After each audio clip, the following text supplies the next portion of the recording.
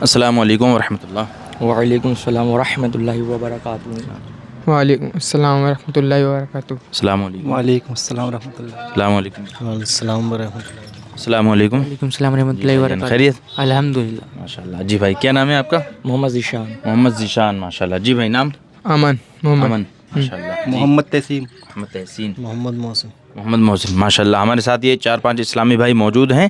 آئیے ہم یہاں آئے ہیں اور ان سے کچھ ان کا ذہن دیکھتے ہیں، ذہن کو ہم ان کے کھنگول کر ٹٹول کر دیکھتے ہیں کہ یہ ہمارے بھائی جان کیا اس میں کامیاب ہو سکتے ہیں۔ ہم کچھ اسلامی باتیں ہم اپنے بھائی لوگوں سے پوچھیں گے اور ان کے سامنے ہم آپشن بھی رکھیں گے ان کی آسانی کے لیے۔ اگر آسان ہو جائے گا تو شاید یہ بتا دیں، اگر نہیں بتا پائیں گے تو انشاءاللہ ہم بتانے کے لیے موجود ہیں۔ جی بھائی آپ یہ بتائیں، چاروں اسلامی بھائی آپ یہ بتائیں کہ جو لوگ قرآن پاک کا، قیامت کا، جنت کا، دوزخ کا جو انکار کرتے ہیں کہ قیامت نہیں آئے گی، جنت نہیں ہے، دوزخ نہیں ہے، یہ ساری باتیں بس خالی سننے میں اچھی لگتی ہیں، لوگوں کا ذہن ہے اپنے اپنے اعتبار سے بولتے ہیں، تو آپ مجھے بتا سکتے ہیں کہ ان ساری باتوں کا انکار کرنے والے شخص پر کیا حکم ہے؟ جو اس چیز کو نہیں مانتا اس پر حکم کیا لگے گا؟ کہ جو قرآن کو نہیں مانتا اور جو جنت اور دوزخ کو انکار کرتا ہے اس پر کیا حکم لگے گا؟ اب میں آپ کو آپشن بھی دیتا ہوں آپ کی آسانی کے لیے، شاید آپ بتا دیں۔ آپشن یہ ہے کہ وہ معصوم ہے، یا پھر گمراہ ہے، یا پھر مومن ہے، یا پھر کافر ہے۔ ایک ایک کر کے میں آپ سے پوچھوں گا۔ جی بھائی جان کیا نام ہے آپ کا؟ محمد ذیشان۔ ذیشان بھائی جی بتائیں کون ہے وہ شخص، ان ساری باتوں کا انکار کرنے والے پر کیا حکم لگے گا؟ انہیں جہنم میں ڈالے جائے گا۔ جہنم میں ڈالا جائے گا۔ اچھا جی، جو میں نے آپشن رکھے ہیں آپ ان میں سے ایک آپشن چننا ہے۔ میں نے 4 آپشن رکھے کہ وہ معصوم ہے، یا پھر مومن ہے، یا گمراہ ہے، یا پھر وہ کافر ہے۔ جی ذیشان بھائی۔ دیکھو وہ مومن تو کرے گا نہیں، خیر جی ٹھیک، کافر ہی کرے گا یہ، کیونکہ کافر کو اتنا علم نہیں ہوتا۔ یعنی کہ آپ کا آپشن کافر ہے۔ جی جی ماشاء اللہ۔ آپ نے کیا نام بتایا تھا بھائی؟ امن محمد۔ محمد امن۔ جی امن بھائی کون ہے وہ شخص؟ آپشن دے سکتے ہیں؟ جی ان میں سے ایک آپشن آپ کو دینا ہے۔ اب آپ بتائیں کہ حکم اس پر کون سا لگے گا؟ جو 4 آپشن میں نے بتائے اس میں سے آپ کو ایک چننا ہے۔ وہ مومن ہے، یا پھر کافر ہے، یا گمراہ ہے، یا معصوم ہے۔ ایک آپشن آپ کو بتانا ہے۔ مومن۔ مومن۔ جی بھائی جان کیا نام ہے آپ کا؟ محمد تحسین۔ محمد تحسین، ماشاء اللہ۔ جی تحسین بھائی آپ بتائیں، ایک آپشن چنیں آپ۔ جی گمراہ۔ گمراہ ہے۔ جی آپ کا نام؟ محمد محسن۔ محمد محسن۔ جی محسن بھائی کون ہے وہ شخص، کیا حکم لگے گا اس پر؟ گمراہ ہے۔ گمراہ ہے، ماشاء اللہ۔ ہمارے چاروں بھائیوں نے اپنے اپنے اعتبار سے، جی بھائی کیا نام بتایا آپ نے؟ شمی خان۔ شمیر خان۔ جی سمیر بھائی کون ہے وہ شخص، اس پر کیا حکم لگے گا؟ گمراہ ہے وہ۔ گمراہ ہے۔ چلیے میں آپ کو بتاتا ہوا چلتا ہوں کہ جو انسان، جو شخص یہ مانے کہ جنت دوزخ نہیں ہے، حساب کتاب نہیں ہے، اس کا انکار کرے تو وہ کافر ہے۔ کون ہے؟ کافر ہے۔ کافر اس لیے ہے کہ اللہ رب العزت نے قرآن پاک میں جنت دوزخ کا ذکر کیا، ہمارے نبی نے جنت دوزخ کے بارے میں بتایا، اور قرآن و حدیث کی باتوں کا انکار کرنے والے پر کفر کا حکم لگے گا، یعنی کہ وہ اسلام سے خارج ہے، مسلمان نہیں ہے، وہ کافر ہے۔ جی یہ بات ہمیں یاد رکھنی ہے، ٹھیک ہے؟ یاد رکھیں گے آپ لوگ انشاءاللہ۔ جی اب ایک چیز اور میں آپ سے پوچھنا چاہتا ہوں، ایک مشورے کے طور پر آپ اپنے اپنے اعتبار سے آپ جواب دینا کہ بھائی اس میں کیا ایسا ہونا چاہیے اور اس کام کو بڑھانے کے لیے ہمیں کیا کرنا چاہیے۔ آج کل عموماً کیا دیکھا جاتا ہے کہ ہم لوگ مسجدوں میں نماز کے لیے جاتے ہیں، تو آج حقیقت میں ہمارے نمازیوں کی تعداد بہت کم ہے۔ آپ بھی اس چیز کو شاید اچھی طرح جانتے ہوں گے کہ ہمارے نمازیوں کی تعداد بہت کم ہے۔ ہم مسجد میں جاتے ہیں تو دیکھتے ہیں ہمارے اکثر لوگ وہ دکھتے ہیں جو 50 سال کے ہیں یا 50 سال سے اوپر کے ہیں۔ ہمارا نوجوان طبقہ بہت کم نظر آتا ہے۔ جب ہم دین کی دعوت دیتے ہیں، ہمارے ائمہ حضرات، ہمارے علماء اکرام سمجھاتے ہیں تو کہتے ہیں وقت نہیں مل پاتا ہے، کام میں زیادہ بزی ہیں، یا بیاہ شادی میں زیادہ چل رہے ہیں، اپنے اپنے اعتبار سے وہ جواب دیتے ہیں۔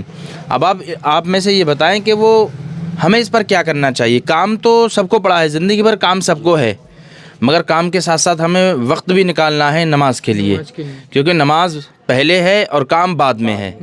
جی تو ہمیں نماز کی بھی تیاری کرنی، نماز کی پابندی بھی کرنا چاہیے، اور کوشش یہ ہماری ہونی چاہیے کہ اگر مثال کے طور پر یہ دکان ہے ہمارے محسن بھائی کی، اگر اذان ہوتی ہے اور ہمارے بھائی نماز کے لیے جاتے ہیں، یہ سوچ کر کے لیے نماز کے لیے جائیں کہ اگر کوئی یہاں موجود نہیں ہے تو میں خدا کے بھروسے دکان چھوڑ کر اس کی عبادت کے لیے جا رہا ہوں، ٹھیک ہے؟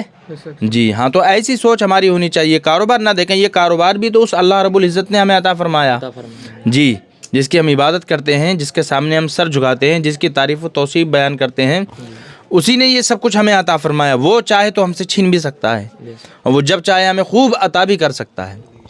تو آپ بتائیں ایسے موقع پر آپ کیا کہنا چاہیں گے کہ کام بھی ضروری ہے اور اس کے ساتھ میں عبادت بھی ہے, تو کیا کام کو روکتے ہوئے نماز ہم پڑھنے جائیں, یا پھر کس انداز میں نمازیوں کی تعداد بڑھنے کے لیے ہمیں کیا کرنا چاہیے؟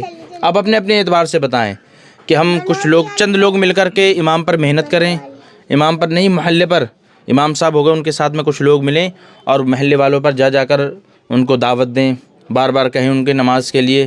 تو یہ بھی ایک طریقہ اچھا ہے کہ ہم ان کو نماز کی دعوت دیں گے. امام صاحب جب ساتھ میں جائیں گے, ان کے لوگ چند لوگ ہوں گے ان کے ساتھ میں, اور نماز کی دعوت دیں گے, تو انشاءاللہ میں سمجھتا ہوں اس سے بہت فرق پڑے گا. کیونکہ یہ ائمہ حضرات ہی ہیں ہمیں جو اچھی بری باتیں بتاتے ہیں نماز کے ذریعے, تقریر کے ذریعے اور دوسری باتوں کے ذریعے سے. جی تو آپ اپنا اوپینین بتا سکتے ہیں, مطلب ایسا کیا ہونا چاہیے اس میں کہ جس سے ہم نمازیوں کی تعداد بڑھے؟ کیونکہ آج کل مسجدوں میں بزرگ زیادہ دکھتے ہیں نمازوں میں, اور نوجوان طبقہ ہمارا کم دکھتا ہے. تو آپ بتا سکتے ہیں, آپ میں سے کوئی بھی جس کو آپ اچھا لگے آئے جواب تو وہ بتا سکتے ہیں بے جھجک, کوئی مسئلہ نہیں ہے اس میں.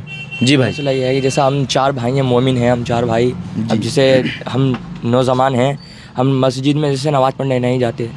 اب جیسے کہیں ہمیں دکھ رہے ہیں کہ لوگ نماز نہیں پڑھ رہے ہیں, نماز کی پابند کم ہے, تو ہم انہیں سمجھائیں کہ بھائی آؤ ہمارے ساتھ میں نماز پڑھنے چلو, اذان ہو رہی ہے.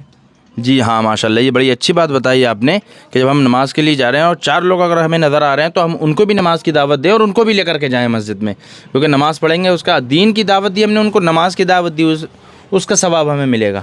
جی بھائی آپ کیا کہنا چاہیں گے اس بارے میں؟